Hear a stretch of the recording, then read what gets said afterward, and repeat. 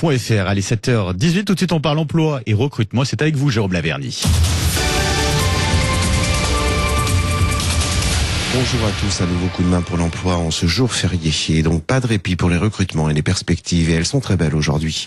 Comme celles que nous allons évoquer, déjà annoncées par un coup de main précédent au sein du groupe Saint-Gobain, et de nombreuses et belles perspectives de recrutement, notamment en région sud-ouest. Nous accueillons aujourd'hui donc Emmanuel Boulineau, directeur des carrières et du développement RH du groupe Saint-Gobain. Bonjour Monsieur Boulineau. Bonjour. Alors, est-ce que vous pouvez nous dire plus en détail quelles sont ces perspectives? Vous avez une opération de grande envergure, un mois, un métier, dans laquelle s'insère la communication d'aujourd'hui. Alors, je m'occupe tout particulièrement en ce moment de la distribution et des métiers de la distribution du groupe Saint-Gobain. Et effectivement, nous recrutons à peu près 4000 personnes par an, partout en France, et notamment dans la région sud-ouest, sur des postes qui sont d'abord des postes de vente, qu'elles soient internes ou externes, c'est-à-dire de vente itinérante, de vente au comptoir ou de vente showroom, de logistique, que ce soit dans le transport ou les services, ou dans les métiers support, marketing, communication, finance et RH. Alors, parlons des métiers de la distribution, puisque c'est l'objet de ce mois, des promotions de vos métiers, plus en particulier sur les postes de conseiller en vente. Alors d'abord, est-ce qu'il y en a de différents? Est-ce qu'ils sont tous identiques? Alors, ils sont différents puisque nous avons plusieurs marques sur lesquelles effectivement nous nous appuyons, que ce soit Point P, CDO, Dispano, la plateforme du bâtiment, qui sont présents notamment dans la région sud-ouest, et ils sont tous à vocation à s'adresser en très grande majorité aux professionnels, mais ils peuvent être des conseillers de vente physique derrière un comptoir dans une agence ou directement auprès des clients de façon plus itinérante avec effectivement une voiture pour aller directement chez le client, le conseiller et lui vendre nos solutions et nos produits. Suivant la nature de la filiale. Alors, entendons-nous bien, il s'agit là pour le coup d'un contexte éminemment technique, celui des produits que vous mettez à disposition de vos clients. Est-ce que par conséquent, le profil de ces futurs conseillers en vente doit être lui aussi adossé à une expérience technique au préalable?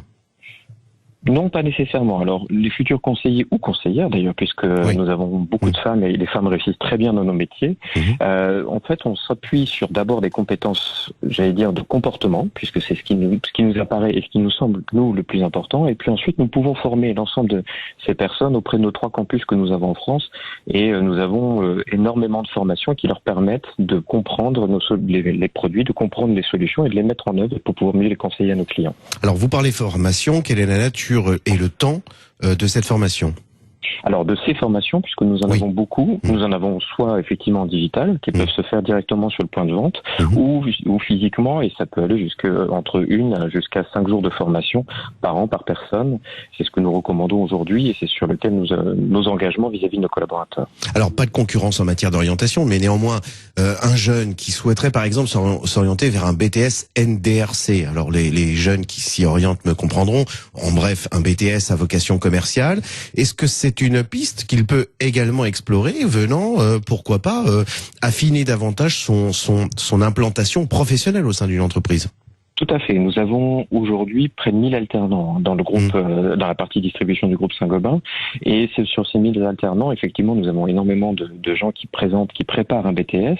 Nous avons par exemple dans le Sud-Ouest, Point P Sud-Ouest, qui aujourd'hui monte avec le lycée Saint-Onge un BTS Management et Commercial Opérationnel qui permettra effectivement à une promotion Point P de commencer l'année prochaine et d'apprendre le métier de vendeur et puis ensuite de se développer dans l'ensemble des possibilités de carrière que nous pouvons leur offrir. Vous parliez de formation distancielle et ça c'est très intéressant. Ça veut dire que quelqu'un peut se former au sein de vos équipes tout en étant loin du lieu de formation?